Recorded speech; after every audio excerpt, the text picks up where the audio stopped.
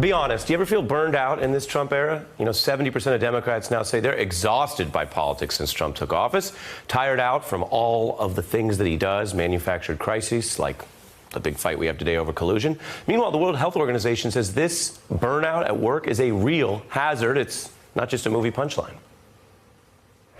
I'm gonna need you to go ahead and come in tomorrow. So if you could be here around 9, that would be great. I'm also gonna need you to go ahead and come in on Sunday, too, okay? Tony Schwartz, I'm going to go ahead and need you to come in right now. Friend of the show, CEO of the Energy Project, author of Yes, the very relevant The Way We Work, The Way We're Working Isn't Working, and he just wrote about burnout for Forbes, co-authored with Emily Pines. What does it mean when people feel politically burned out, and how does it relate to the rest of burnout? I think what we've done is we've overlaid this political exhaustion, and you already described it, onto what was already a fairly overwhelming world that people are living in. And, climate change and the fear around it, the uncertainty around being able to make ends meet. 50% of people can't afford a $500 debt.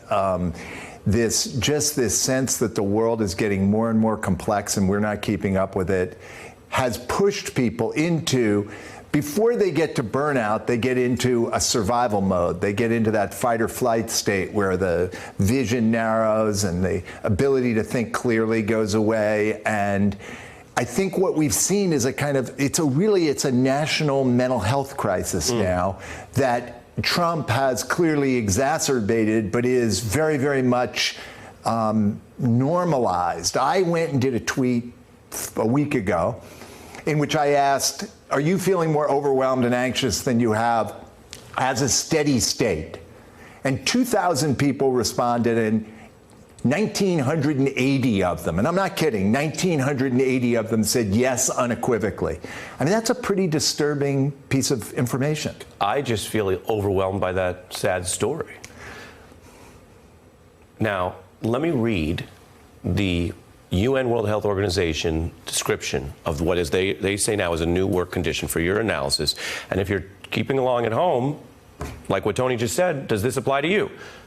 Energy exhaustion, mental distance or negativity about your job, reduced efficacy.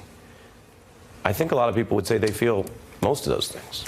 I mean, we are saying, at the Energy Project, we go into large organizations and try to create better working environments. And we are saying to organizations now, as much as you focus on having your employees have a development plan, something every organization asks for, they need to have a highly articulated resilience plan. You need to be able to understand under these pressures, how do you take care of yourself? How do you refuel the system and make that as important as you're actually getting work done?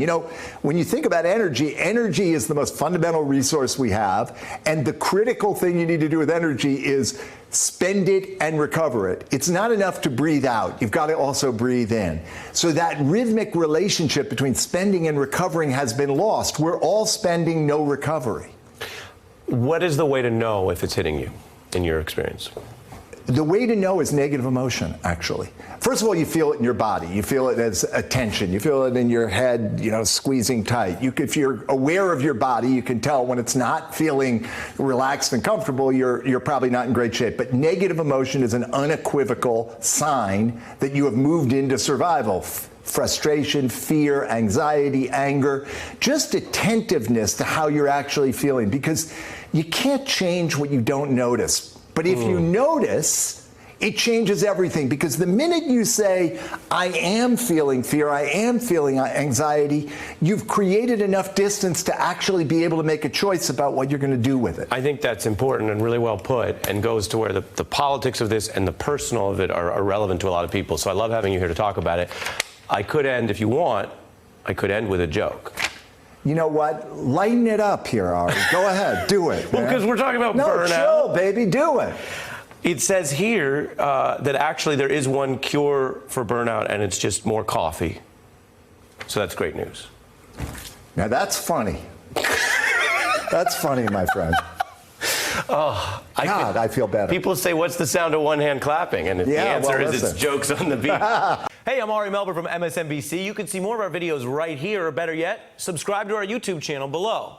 You could have been anywhere in the world, but you're here with us, and we appreciate that.